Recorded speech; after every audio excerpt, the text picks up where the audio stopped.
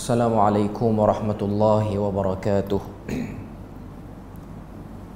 Innal hamdalillah nahmaduhu wa nasta'inuhu wa nastahdihi wa nastaghfiruh wa na'udzu billahi min shururi anfusina wa min sayyiati a'malina. Man yahdihillahu fala mudilla lahu ومن يضلله فلا هادي له أشهد أن لا إله إلا الله وحده لا شريك له وأشهد أن محمدا عبده ورسوله يا أيها الذين آمنوا اتقوا الله وقولوا قولا سديدا يصلح لكم أعمالكم ويغفر لكم ذنوبكم ومن يطع الله ورسوله فقد فاز فوزا عظيما. الحمد لله الذي بنعمته تتم الصالحات. ربنا آتنا من لدنك رحمة وهيئ لنا من أمرنا رشدا. Alhamdulillah, syukur pada Allah Azza wa Jal kerana dengan rahmat dan juga limpah kurnia Allah Ta'ala berikan dapat kita sekali lagi bersama pada malam ni. Dan insya-Allah kita punya kuliah ataupun pengajian di sini kita akan bahas satu perbahasan yang kontemporari. Maknanya perbahasan yang evergreen, dekat dengan zaman kita.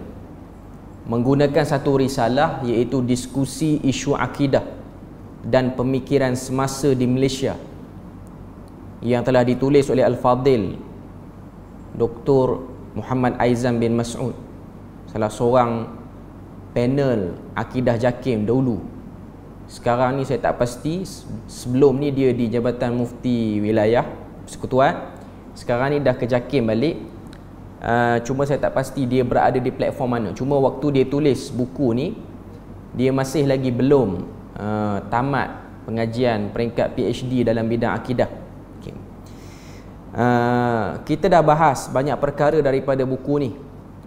Dan yang terakhir, sebelum daripada kita berhenti dengan sebab Ramadan dan Hari Raya tu, kita berhenti dekat perbahasan berkenaan dengan mistism dan khurafat. Salah satu daripada ancaman penyelewengan fahaman-fahaman yang pelik yang ada di Malaysia ni ialah disebut dengan nama mistism dan khurafat. Perkataan khurafat sehari dua ni dia kerap kita dengar. Sebab apa? Sebab isu berkenaan dengan adakah khurafat perbuatan yang dilakukan oleh sebahagian orang di Gunung Jerai. Kita nak bahas yang tu. Cuma kalau ada nanti mungkin kita akan sebut sikit lah kalau sempat. Cuma saya nak bahas secara umum dulu mistism dan khurafat. Kita dah lalu yang ni. Mistism ni maksud dia apa? Mistism ni ialah sesuatu yang disebut dengan rahsia. Sebab dia bukan bahasa Melayu, dia diambil daripada bahasa Yunani yang bermaksud tersembunyi ataupun terselubung dalam kekelaman. Itu maksud mistism. Dan khurafat ni ialah satu benda yang tidak ada sandaran daripada kajian-kajian saintifik. Tidak ada.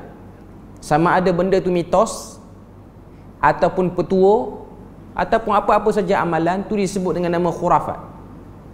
Dalam bahasa Arab disebut dengan khurafi. Dia memang diambil dalam bahasa Arab.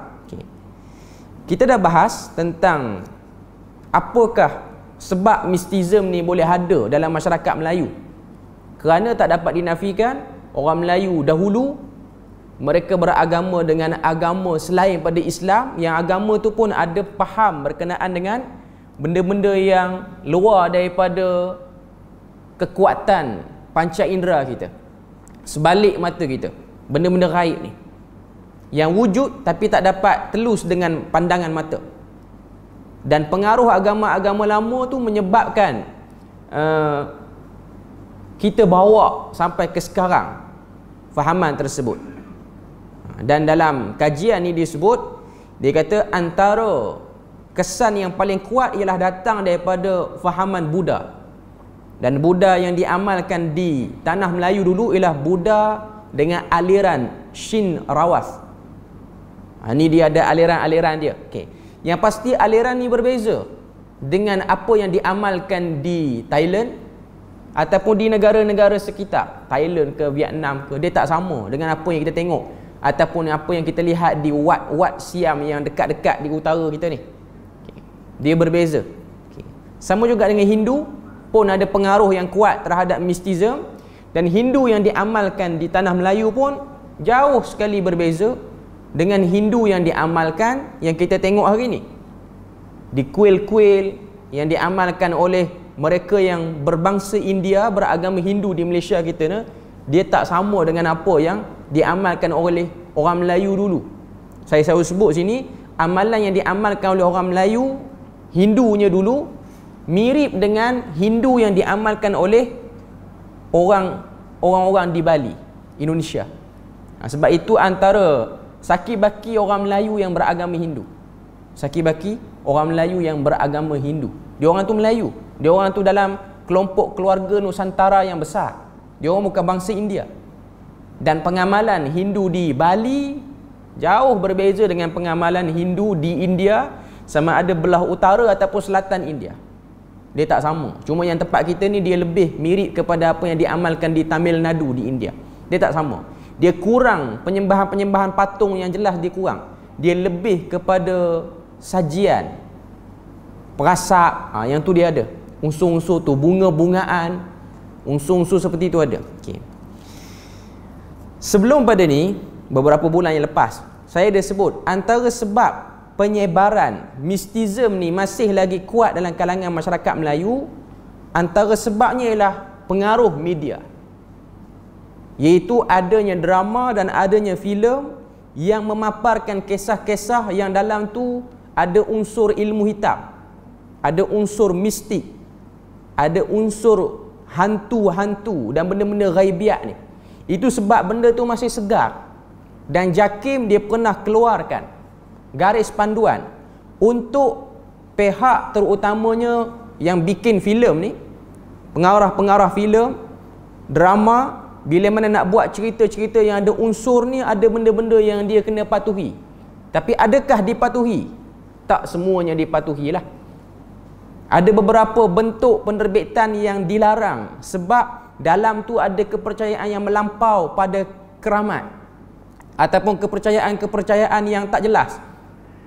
Kalau kita tengok dalam buku ni, dia ada sebut penerbitan yang memaparkan pemujaan terhadap kubur, pokok, haiwan-haiwan tertentu, keris-keris lama yang dianggap mempunyai keramat ataupun manfaat luar biasa. Itu dilarang untuk difilemkan ataupun divideokan sebagai tontonan filem. Tapi kalau bentuk dokumentari, kita nak kena beza. Dokumentari ni dia lebih kepada penerangan maklumat. Yang ni universiti pun buat. Maknanya nak pastikan apa yang ada dalam amalan tu, maka dia ambil video. Video tu, cara dia tayang video tu penerangan. Dia bukan tayang video tu macam kita tengok filem, kan? Jadi benda tu dilarang. Tapi yalah, dilarang tara mana pun, kalau orang tu nak buat, dia buat. Kalau nak masuk, masuk juga. Okay. Walaupun orang rasa macam benda tu dah tidak ada, tapi untuk pengetahuan tuan-tuan dan puan-puan ni yang terdekat, yang baru beberapa bulan ni, bahkan minggu saya rasa, antara filem yang top rating, orang muda dia tahu, di panggung wayang sekarang ini, selain daripada filem-filem barat, yang di Malaysia ni cerita Malaysia. Cerita orang muda yang pergi tengok dekat Aman Central, dekat Penang, semua mall yang ada ni lah, yang dekat-dekat ni. Antara yang menjadi filem top sekarang ialah yang datang daripada Indonesia dengan tajuk KKN di Desa Penari. Saya bukan nak review filem pada malam ni. Okay. Cuma saya nak kata itu benda yang tak boleh, tapi dia dah masuk.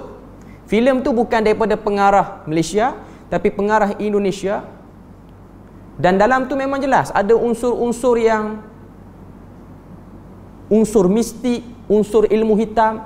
Walaupun dia tu lebih kepada nak tunjuk benda tu berlaku dalam masyarakat Jawa di sana, tapi bila mana dia tayang tempat kita dan Filem tu ialah sebuah filem, dia bukan sebuah dokumentari penerangan. KKN tu maksud dia apa? Bukan KKN Kementerian Kesihatan Malaysia tu. KKN tu ialah satu istilah dalam Indonesia bagi pelajar-pelajar dalam bidang perguruan. Kalau tempat kita ni IPG lah, orang-orang yang belajar nak jadi cikgu, nak mengajar di sekolah, sama ada sekolah rendah, sekolah menengah. Okay. Pelajar di bahagian ijazah sarjana muda di Indonesia, ni di Indonesia bukan di Malaysia, dia orang akan ada satu projek akhir sebelum grad, dia panggil projek tu KKN. KKN bukan M, tapi Indonesia dia panggil KKN sebab dia orang sebut dengan bunyi, dia orang tak sebut dengan ejaan huruf tu. Okay. Jadi dia kata tajuk filem tu KKN, ni bahasa Melayu kita lah, di Desa Penari. Projek akhir untuk pelajar nak grad yang dibuat di sebuah desa. Desa tu diberi nama Desa Penari dan dikatakan filem tu adaptasi daripada peristiwa benar. Wallahu alam betul ataupun tidak. Okay. Cuma sekumpulan pelajar nak pergi buat satu kerja tu kena attach dengan orang kampung. Kena ada sistem keluarga angkat. Okay. Jadi dia orang pergi kampung jauh pendalaman dengan surat universiti apa semua. Kampung tu jauh, duduk dalam hutan di Indonesia lah. Okay. Dan kampung tu hanya didiami oleh orang-orang yang 60 tahun ke atas, orang muda tak ada. Mereka lah kelompok paling muda. Ni saya tengok review, bukan saya tengok wayang. Okay. Cuma nak kata je, kita tengok benda tu. Sebab benda ni ramai yang tengok. Tuan-tuan tengok, orang yang tengok video ni, orang yang tengok filem tu, kan, ada beberapa tempat di setengah-setengah panggung wayang ada yang histeria lepas tengok filem tu. Tak tahulah apa yang dia baca dalam filem tu. Okey. Cuma saya nak kata unsur mistism yang JAKIM duk perkenal ni dalam buku ni, dalam buku yang JAKIM terbit ni, yang ni 2015. Okey. Sekarang ni 2022. Okey. Walaupun kita tengok dalam arus perfilman negara ni, dia macam slow dah. Yang orang Malaysia kita buat ni, dia slow dah. Cerita-cerita hantu sebab orang pun makin cerdik. Orang pun perangai dah macam hantu. Hantu pun rasa macam tak padan nak buat filem dia. Orang pun sama jahat dengan hantu. Tapi dia datang. Tahun 2021 ni, 2022 ni dia ada benda tu. Okey. Dalam cerita tu, dia ada unsur-unsur sajian kepada makhluk halus. Cuma yang dia bawa dalam review yang saya tengok tu, dia kata dia bawa unsur melalui tarian tradisional Indonesia bagi orang Jawa ni, nama dia gamelan ataupun Sunda. Tarian Sunda. Gamelan, tuan-tuan boleh tengoklah dalam video gamelan ni macam mana. Dan dalam alat-alat yang gamelan tu, dia punya ketuk tu, macam-macam lah alat muzik dia tu, dimasukkan sekali unsur-unsur khadam, unsur-unsur jembalang, penjaga, sekian-sekian, dan perlu diberi sajian. Dan mereka ada adat istiadat. Okey. Saya nak kata filem tu antara top di Malaysia ni, ramai orang tengok selain pada filem-filem barat yang lain lah dan filem-filem yang ada di negara kita. Dan filem ni jelas unsur mistism yang sangat banyak. Okay. Cuma dalam filem tu, saya dengar review tu sebab saya nak ambil poin yang kita nak sentuh pada malam ni. Dia telah bawa pada kita satu gambaran yang silap sikit apa yang dalam agama kita ajar dengan yang realiti sebenarnya. Kita tahu benda-benda gaib ni wujud di sekeliling kita. Dia ada yang namanya mukjizat para nabi. Dia ada yang namanya karamah para wali. Dia ada yang namanya ma'unah. Ini orang-orang saleh. Dan bagi pihak yang tak betul, dia ada yang nama istidraj dan sihir. Istidraj dan sihir. Istidraj ni dia berlaku pada tangan orang fasik tanpa orang fasik tu sangka benda tu jadi ataupun ada pada dia. Macam yang berlaku pada Musailimah Al-Kazzab, nabi palsu yang datang pada Yamamah pada zaman Nabi hidup. Dia banyak istidraj. Yang kedua ialah sihir. Sihir ni dia dipelajari. Yang ada dalam filem tu ialah unsur sihir. Okay. Dan juga yang disebut dalam kepercayaan Melayu kita ialah saka yang menumpang. Sebab di kalangan pelajar-pelajar tu yang nak pergi buat projek di satu kampung ni, dia ada satu orang pelajar Muslim. Dia solat, dia semayang, perempuan. Cuma dia ada saka. Saka dia bukan saka yang kacau. Saka dia tu ialah saka yang kalau ada hantu lain nak kacau dia, saka tu akan protect dia. Dalam masyarakat Melayu kita ada benda ni. Saka yang jenis tak minta jamu tiap-tiap tahun. Dia ada saka ni beberapa jenis dia lah. Saka ni lah hasil MOU kita punya keturunan yang atas-atas ni, yang lama-lama ni, dengan makhluk halus, jin, yang mana makhluk halus tu dia ada kelebihan juga. Dia macam ni tuan-tuan, saya sebut sikit. Jin, dia boleh tak menyerupai benda lain selain daripada dia. Dia nak menyerupai kita, nak menyerupai saya, nak menyerupai mana-mana orang, nak menyerupai binatang. Jawapannya boleh. Tapi adakah semua jin ada kelebihan macam tu? Tak. Yang ni mungkin sebahagian kita tak tahu. Allah Ta'ala tak akan izinkan jin tu berubah daripada bentuk asalnya, melainkan jin tu pun ada ilmu sihir juga. Dia boleh berubah. Sebab tu tuan-tuan akan tengok, kita pun, manusia pun yang pandai ilmu sihir, dia boleh berubah jadi binatang. Tuan-tuan tengok, di Malaysia ni Tok Bomoh kita tak ada lah sampai tahap tu. Di Indonesia benda tu normal. Seorang bomoh dia boleh berubah jadi harimau, dia boleh berubah jadi anjing, ataupun istilah dia panggil siluman. Dia boleh berubah macam-macam. Dan benda tu real, memang berlaku.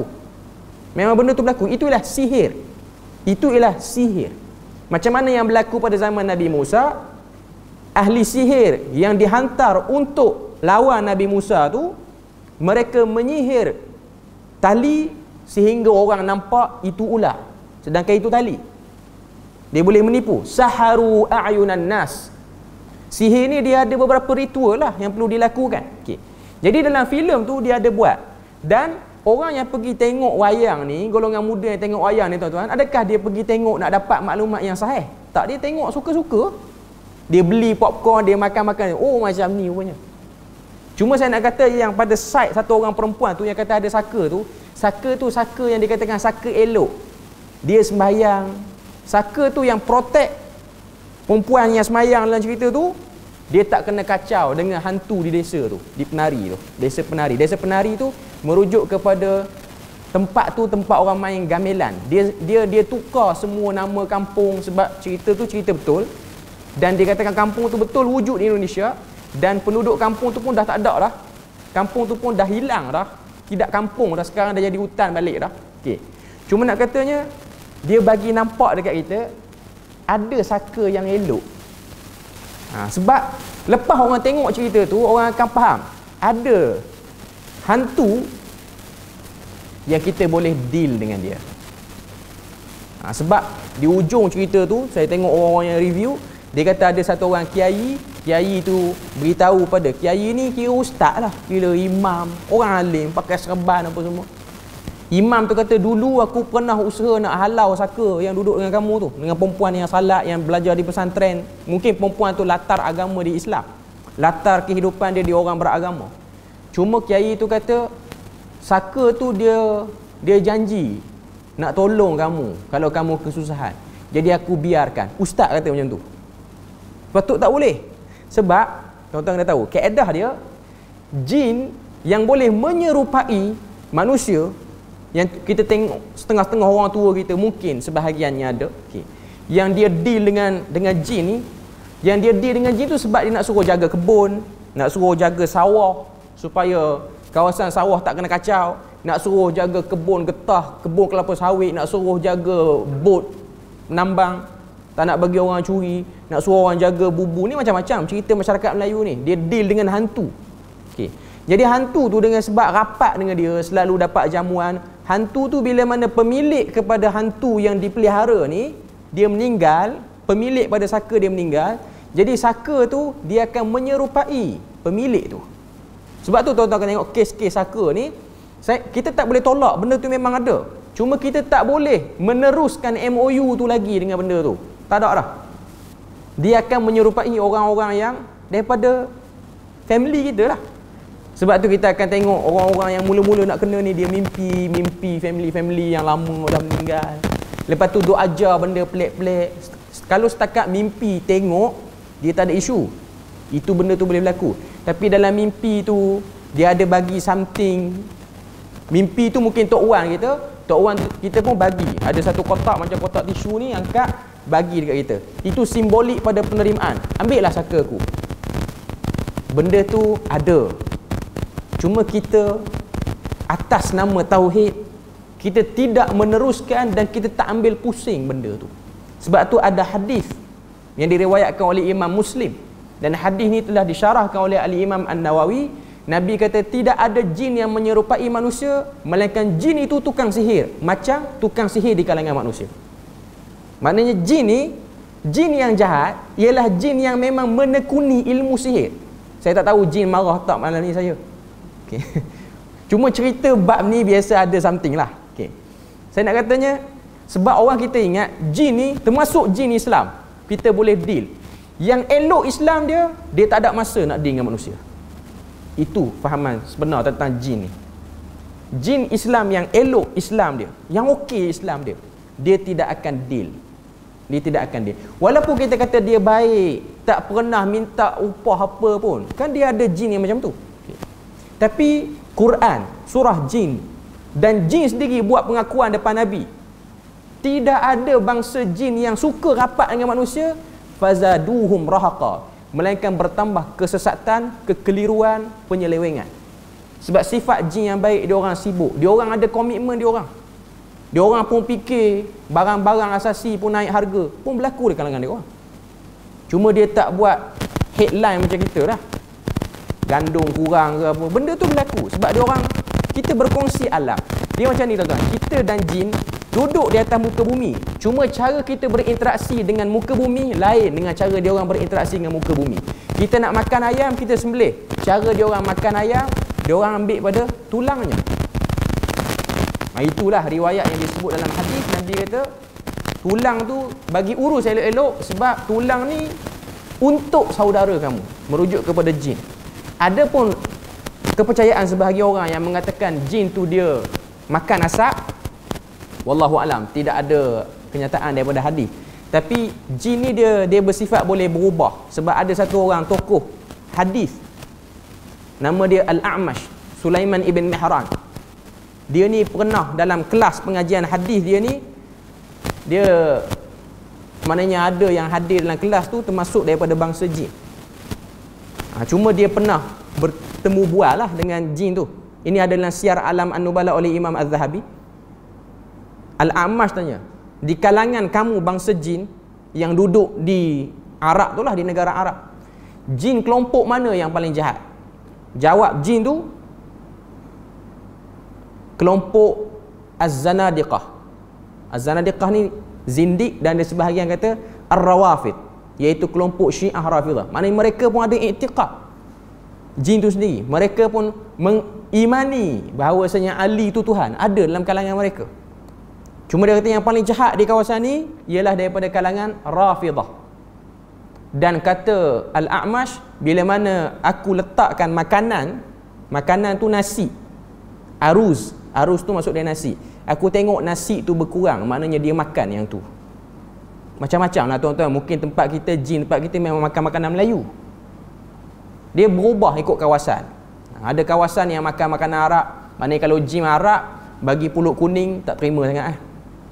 Dia nak kena makan roti Arab dia. Okay. Tapi cara dia makan, tuan-tuan jangan ingat dia makan macam kita makan hilang macam tu kan. Kita tak tahu, dan kita pun tidak diperintahkan untuk tahu benda tu pun. Just kita tahu makhluk itu ada, itu sahaja. Okay. Saya nak katanya apa? Saya nak katanya Jakim dia sebut benda tu. Orang nak buat filem tak boleh buat macam tu, sehingga orang salah faham, sehingga orang nampak ada jin-jin yang kita boleh deal. Sebab Quran dah beri ketetapan, tidak ada. Saya sebut kepada tuan-tuan puan-puan beberapa pandangan para ulama yang saya ringkaskan daripada buku ni berkenaan dengan jin dan hantu. Okay. Ibnu Hajar Al-Asqalani dalam kitab dia Fathul Bari, syarah kepada Sahih Bukhari, dia bawa satu kata-kata ni dikatakan Imam Asy-Syafi'i yang kata. Dan dia telah bawa sanad yang komplit daripada murid Imam Syafi'i, nama dia Rabi' bin Sulaiman. Rabi' bin Sulaiman dia pernah sebut, dia kata dalam riwayat tersebut, barang siapa yang mengaku melihat jin, ni Imam Syafi'i sebut, barang siapa yang mengaku melihat jin, maka kami batalkan syahadahnya. Maknanya dia bukan Islam. Sebab yang boleh melihat jin ahli sihir pada zaman tu tidak ada. Sebab tu tuan-tuan tengok hukuman hudud kepada ahli sihir ni ialah pancung. Tidak ada hukuman lain. Okay. Kata Imam Syafi'i, siapa yang mengaku boleh tengok jin, kami batalkan syahadahnya. Kecuali yang mengaku tu ialah seorang Nabi, baru kami terima. Maknanya kalau hadis Nabi, itu lain. Okay. Selain daripada tu, Ibnu Hajar, dia beri komentar lagi. Dia kata, maksud Imam Syafi'i ni ialah melihat jin dalam bentuk asal. Kalau melihat dalam bentuk jelmaan, contoh, kita tengok anjing hitam, dia menjelma binatang. Dia menjelma tok wan kita, dia menjelma isteri kita, dia menjelma anak kita. Yang tu tak kafir ya. Yang tu tak kafir. Yang kata kafir ni sebab tengok by size dia. Sebab benda tu tidak boleh, melainkan orang yang buat ritual tertentu, iaitu sihir, baru boleh tengok benda macam tu. Okay. Menurut Ibnu Taimiyah pun dia sebut dalam Risalat Al-Jinni, jin itu boleh menyerupai dalam bentuk manusia, boleh menyerupai dalam bentuk binatang. Pada zaman tu, iaitu pada zaman Imam Syekhul Islam Ibnu Taimiyah ni, di Syam ni, di Syria ni, pengamal-pengamal sihir ni bila mana dia orang nak hantar sihir pada orang, kebanyakan sihir tu dia akan datangkan jin tu menyerupai dalam berbagai bentuk binatang. Antara yang Ibnu Taimiyah sebut, dia akan menyerupai ular, common lah, tempat kita pun macam tu. Dia menyerupai kalajengking, pun macam tu tempat kita. Menyerupai unta, yang ni jarang. Mujarabat Melayu, amalan-amalan orang Melayu ni dia jarang jin menyerupai unta. Sebab kita pun payah nak tengok unta. Okay. Dia menyerupai lembu, sapi ni lembu lah. Menyerupai kambing, menyerupai kuda, baral, burung dan macam. Maknanya dia boleh menyerupai macam-macam bentuk dan dia boleh. Termasuk dia boleh menyerupai orang-orang saleh terdahulu pun dia boleh buat. Dia menyerupai tuan guru sekian masuklah mimpi kita. Dia menyerupai orang saleh sekian, dia dakwa diri dia sekian-sekian. Termasuklah dia boleh menyerupai Nabi pun. Menyerupai, bukan Nabi, mendakwa diri dia Nabi. Menyerupai Nabi tak boleh. Sebab ada hadis Nabi sebut, fa inna syaitan la yatamatsalu bi. Syaitan tak akan boleh menyerupai aku. Tapi dia boleh dakwa. Sebab kita umat akhir zaman tak tahu muka Nabi macam mana. Jadi dia boleh dakwa. Okay. Ibnu Hajar menyebutkan lagi daripada Ibnu Abi Syaibah bahawa beberapa jin pernah mendampingi Amirul Mukminin Umar Al-Khattab, Sayyidina Umar. Okay. Lalu berlaku beberapa urusan lah antara Umar dengan jin tu. Sebab Umar menguasai Madinah, dia ada lembah-lembah di Madinah ni, di padang pasir ni, dia ada wadi-wadi ni yang didiami oleh mereka. Okay. Lalu lepas Umar settle urusan dia, Umar kata, sesungguhnya jin tak boleh berubah daripada bentuknya yang telah diciptakan oleh Allah. Tetapi mereka sendiri mempunyai tukang-tukang sihir seperti mana tukang sihir di kalangan manusia. Ini kata-kata Umar Al-Khattab.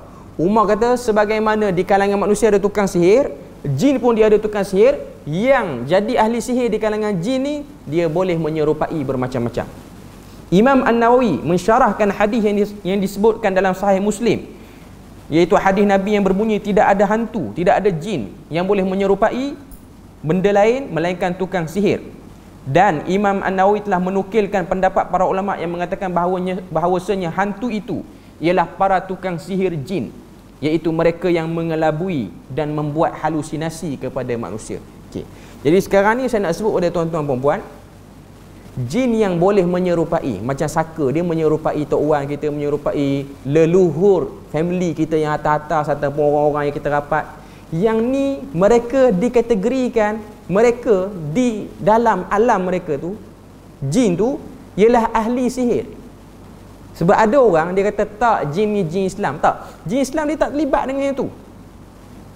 Dia tak ada masa, dia nak kena hafal Quran, tu kerja dia, jin Islam. Dia nak kena belajar fiqh, nak kena belajar semua akidah, semua dia orang tertakluk ilmu-ilmu yang kita duk belajar ni. Dia orang pun tertakluk benda tu. Okay.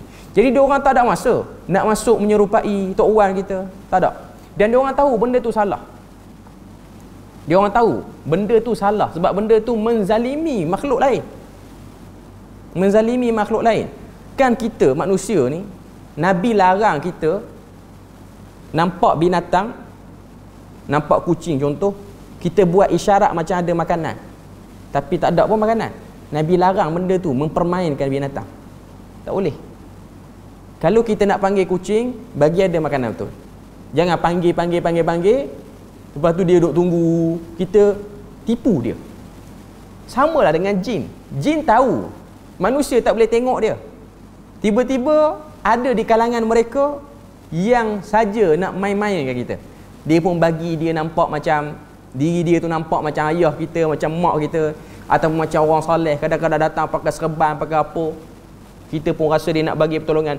Yang berlaku dalam cerita yang tengah hot tu macam tu lah. Sebab yang datang tolong perempuan yang semayang apa semua tu dikatakan jin yang baik. Waktu jin kampung tu mengamuk, dia seorang tak kena rasuk sebab dia kena benteng dengan saka dia. Walaupun saka itu tidak meminta jamuan. Sebab orang nampak saka ni yang ada jamuan, yang kalau kita tak jamu kita dapat kecelakaan, sakit tak baik-baik. Okay. Segala apa saja usaha. Dan dia bukan hanya saka lah. Dia kadang-kadang saja jin tu dia memang nak kacau kita. Kita tak ada saka, family atas tak ada saka, family pasangan pun tak ada saka. Dia tiba-tiba dia minat. Benda ni pernah berlaku pada satu orang tokoh besar iaitu Syekh Abdul Qadir Al-Jilani. Dalam kitab dia Al-Ghunyah dia ada sebut. Ibn Taymiyah pun nakalkan benda ni dalam kitab dia Al-Istiqamah. Iaitu satu hari tengah-tengah dia duduk beribadah, tiba-tiba datang satu suara tu syaitan. Jin yang jahat lah. Sebab syaitan ni daripada kelompok jin. Suara tu kata pada Abdul Qadir Al-Jilani. Ni tokoh orang sufi kenal lah. Okay. Dia kata, ana rabbukum, aku Tuhan kamu. Bermula daripada hari ni tidak ada lagi syariat pada kamu. Jin tu, syaitan tu, dia kata pada Abdul Qadir Jilani yang tengah beribadat, bermula pada hari ni tak ada syariat. Tak payah salat, tak payah puasa, tak payah bayar zakat, tak payah buat apa-apa. Kamu dah free. Apa respon Abdul Qadir Jilani yang hebat, sufi tinggi, tazkiyatun nafs? Apa dia kata? Dia kata, alhamdulillah, aku memang duk harap yang tu kot. Lama dah duk tunggu. Tak. Dia kata apa? Ikhsa ya aduwallah, pergi jauh kamu wahai musuh Tuhan. Sedangkan Nabi sampai ke mati pun semayang, tiba-tiba aku ada keringanan pula. Sebab apa? Sebab dia bertasawuf dengan neraca Al-Quran dan Sunnah. Dia bukan bertasawuf kodan. Bukan nak pergi naik bukit, turun bukit, mandi kat bukit ni, pergi kat bukit ni, bukan. Kau tahu bukit mana kot? Gunung mana tu? Okay. Itu isu saya malah cerita. Sebab umumnya kalau orang yang elok pengajian akidah dia akan tahu perbuatan pergi mandi ambil air tu tidak akan dilakukan melainkan kita mempercayai ada kelebihan situ. Dan nak percaya satu benda tu ada kelebihan, dia perlu kepada dalil. Bila mana kita cakap macam ni, ada orang yang buat main. Dia kata apa salah mandi situ, ambil air situ, tak salah pun. Sebab tak ada pun dalil yang larang. Tak ada dalil suruh, tak ada dalil larang. Nah, inilah satu benda yang berlaku dalam masyarakat. Sebab apa? Sebab normalize datang daripada orang agama. Perbuatan tu ditunjukkan oleh orang agama. Bukan yang buat tu artis. Bukan yang buat tu orang-orang yang pakai akar kayu dekat bahu dia, orang yang rambut tak sikat, orang yang rambut panjang, mandi tak mandi dekat 10 tahun. Yang tu mungkin payah sikit orang nak ambil. Tapi yang buat tu yang pakai serban. Yang buat tu mulut pun duk sebut Allahumma salli ala Muhammad. Terus macam kadang-kadang. Okay. Kita bukan nak kata golongan tu jahat. Kita nak katanya tengoklah perbahasan para ulama dan tengoklah bagaimana Nabi menjaga akidah umatnya. Tidak seperti itu dan tidak semudah tu. Ada benda-benda yang kita kena sedar dan ada benda-benda yang kita kena tahu bahawasanya di sana perlukan penjagaan ataupun perlukan orang kata apa? Kejelasan. Okay. Itu sikit benda lah yang saya nak lagi dalam masalah ni. Ada satu isu. Okay. Isu dia, saya sebenarnya malam ni nak bawa dua isu, tapi dengan sebab sebut tentang mistism ni jadi terpanjang sikit yang tu. Dalam buku ni, risalah yang diskusi isu akidah ni, penulis iaitu Al-Fadhil Dr. Aizan Mas'ud ni, dia bawakan dua isu. Isu pertama dalam bab pada zaman tu lah, pada tahun 2006, 2007 ni, ada satu pameran hantu yang dibuat di satu muzium di Selangor tahun 2006 ni. Muzium Sultan Alam Shah di Shah Alam, Selangor, yang mana muzium tu telah buat satu pameran hantu, dan pameran tu dia datangkan replika hantu ni. Bukan replika, dia datangkan hantu-hantu yang macam jenglot, toyol dalam botol apa semua ni. Dan pengakuan daripada pemangku pengarah muzium tu, dia kata semua yang kami pamerkan ni ialah yang asli ditangkap oleh bomoh, bukan replika. Maknanya bulu dia kalau hantu raya sama tinggi dengan tiang masjid pun mungkin ada lah kot. Okay. Benda tu mendapat tentangan yang sangat kuat daripada JAKIM. Sangat kuat sebab kalau tengok JAKIM keluar, cuma kita tak perasan. Saya pun tak tahu benda ni ada. Lepas baca buku ni baru tahu rupa punya isu sampai tahap tu. Maknanya bila mana dia bawa benda ni, JAKIM gubal banyak benda sehingga ada risalah, garis panduan berinteraksi dengan benda-benda yang berkaitan dengan khurafat, berkaitan dengan jin apa-apa semua ni. Okey.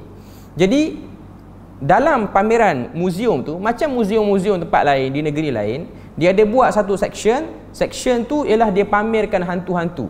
Cuma yang jadi panahnya pada waktu tu, ada satu section, satu ruang ni dia pamerkan dua bentuk hantu lah. Jenglot. Tuan-tuan boleh tengok jenglot. Saya pun tak sempat tengok bentuk dia macam mana. Cuma dia dakwa jenglot tu ada jantina, betina dan lelaki.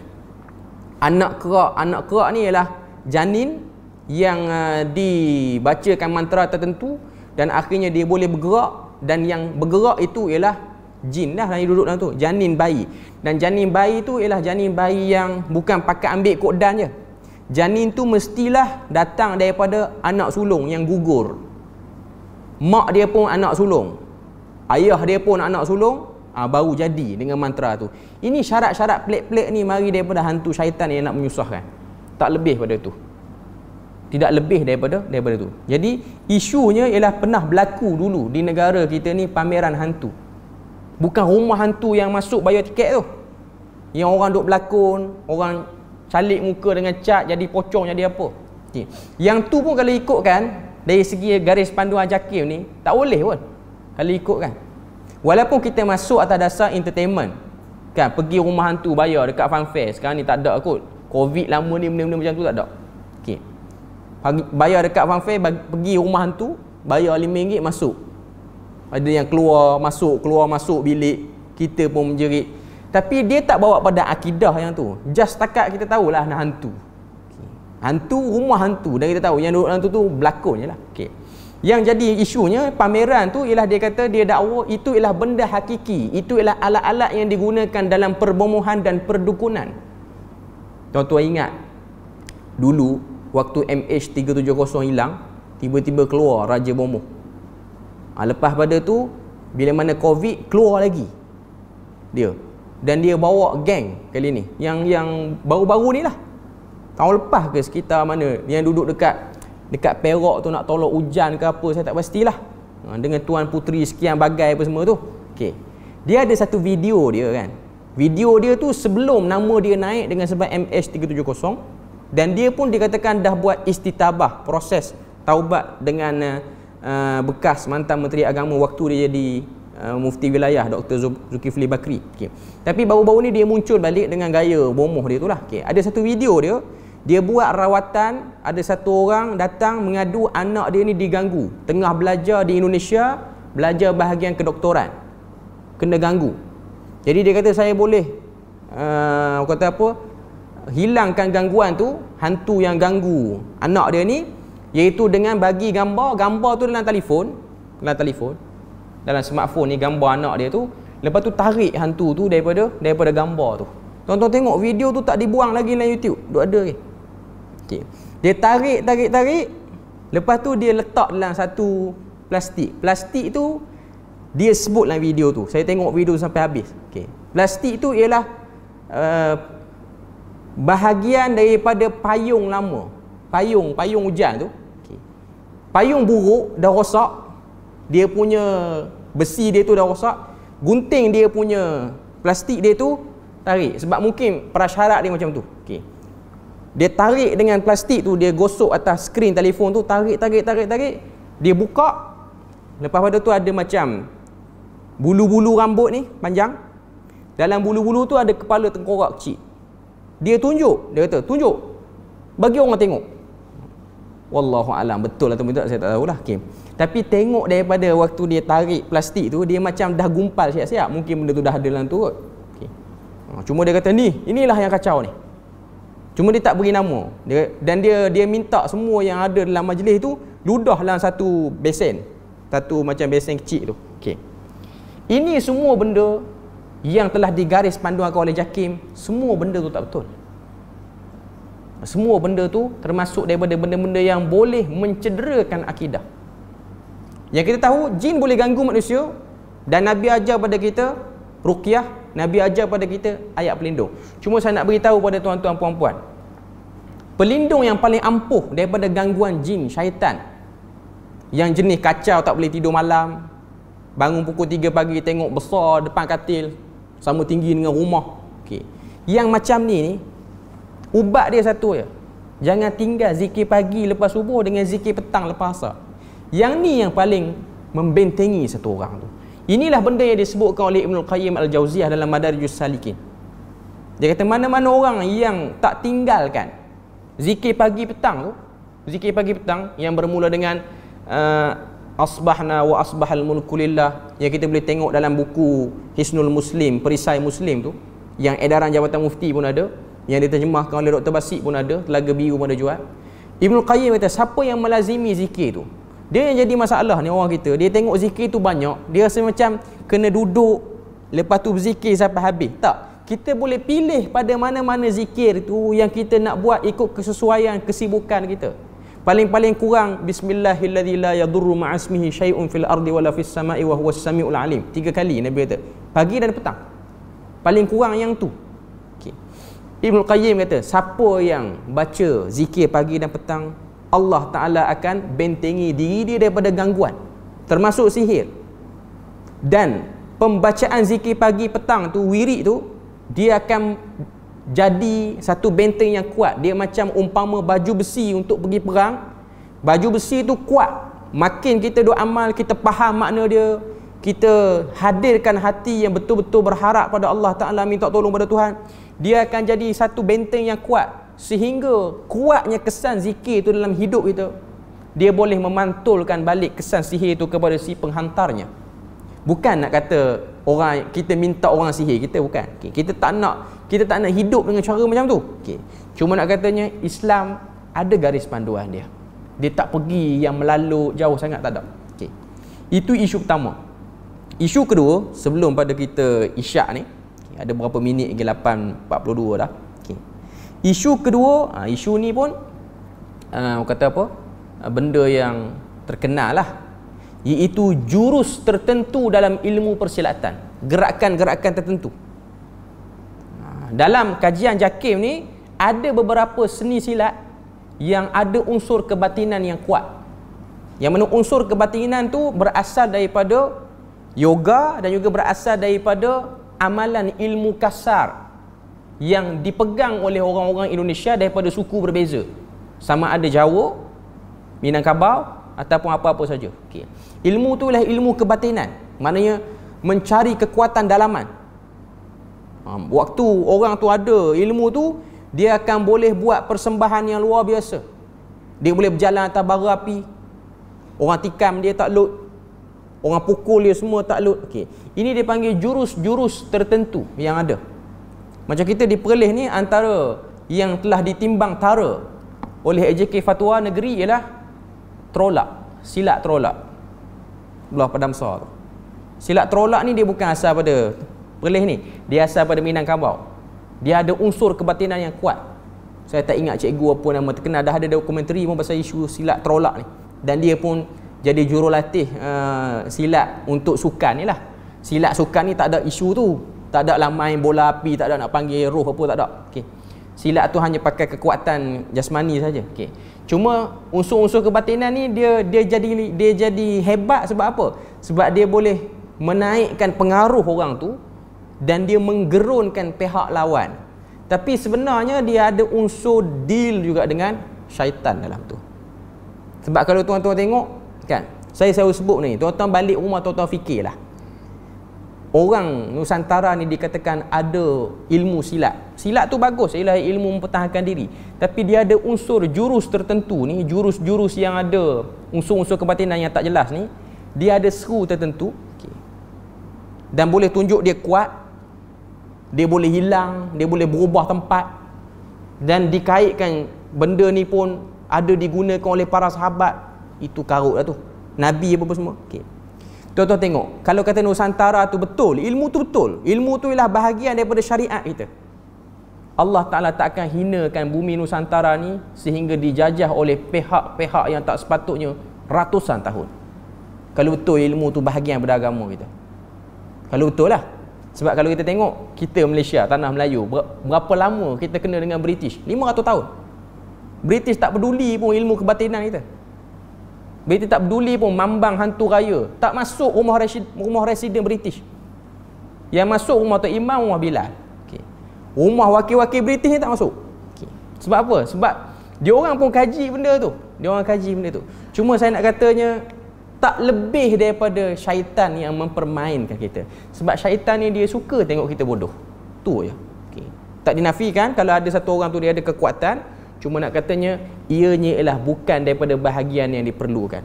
Yang pasti, dalam Al-Quran, Allah Ta'ala sebut surah Al-Anfal, kalau kita diancam, orang nak bergaduh, orang nak berperang dengan kita boleh sediakan kekuatan dengan kita buat latihan jasmani. Wa a'iddu lahum mastata'tum min quwwah. Allah Ta'ala kata, sediakan kekuatan untuk menentang musuh. Wa min ribatil khayli, iaitu dengan kamu gagahkan kuda-kuda kamu yang akan digunakan untuk perang. Turhibuna bihi aduwallahi wa aduwakum, sehingga boleh menggerunkan pihak musuh. Maknanya Quran kata kita boleh nak pertahan diri, nak belajar ilmu pertahan diri, silat ke apa nama saja pun. Okey. Yang pasti kekuatan itu diberi dengan sebab jasmani, latihan jasmani dan pertolongan daripada Allah Azza wa Jalla. Kita beri laluan azan dulu. Okey, saya nak tambah sikit je lagi sebagai penutup. Jurus-jurus silat ni, bila mana ditanya kepada pengamalnya, dia orang akan kata jurus-jurus ni berlaku jadi mujarab sebab ianya ialah ma'unah daripada Allah. Dia guna perkataan ma'unah. Ma'unah ni maksud dia apa? Pertolongan Allah Ta'ala pada orang soleh. Pertolongan Allah Ta'ala pada orang soleh. Dia macam juga karamah. Macam mana yang berlaku pada Umar Al-Khattab, macam mana yang berlaku pada sebahagian sahabat yang ditangkap oleh Rom. Rom tangkap dia dalam satu perang pada zaman Umar Al-Khattab. Rom bakar dia, tak hangus dia. Balik, Rom hantar dia balik ke Madinah. Umar kata, Allah Ta'ala muliakan kamu seperti mana Allah Ta'ala muliakan Ibrahim. Dilontar dalam api oleh Namrus, tak terbakar apa pun. Okay. Tapi sahabat tu lepas daripada peristiwa tu, dia pun hairan dan tak tahu macam mana dia boleh tak hangus dalam tu. Itu yang disebutkan dengan karamah ataupun ma'unah. Dia tak boleh dipelajari. Tak ada lepas pada tu dia kempen. Siapa yang nak buat kuliah ilmu-ilmu macam ni, boleh ajak saya kuliah dalam Masjid Nabawi. Kita bagi tips je, tak ada. Yang kata jurus silat ni dia dipelajari. Dia ada mantra, dia ada pertapaan. Jadi dia bukan unsur ma'unah yang disebut dalam akidah, tak lebih daripada sihir ataupun istidraj. Dua tu sahaja. Jadi nak pertahan diri boleh, nak belajar ilmu kekuatan jasmani, nak bagi laju, nak pakai apa-apa saja pun, silat ke apa-apa sajalah. Okey. Tapi bila mana bertembung dengan unsur-unsur seperti ini, maka ia bukan lagi benda yang disebut sebagai kemuliaan, melainkan penyelewengan dan jauh daripada syariat. Jadi setakat itu saja kita punya perkongsian pada malam ni. Moga Allah Ta'ala beri rahmat dan berkat. Subhanakallahumma wa bihamdik, asyhadu an la ilaha illa anta wa astaghfiruka wa atubu ilaik. Wassalamualaikum warahmatullahi wabarakatuh.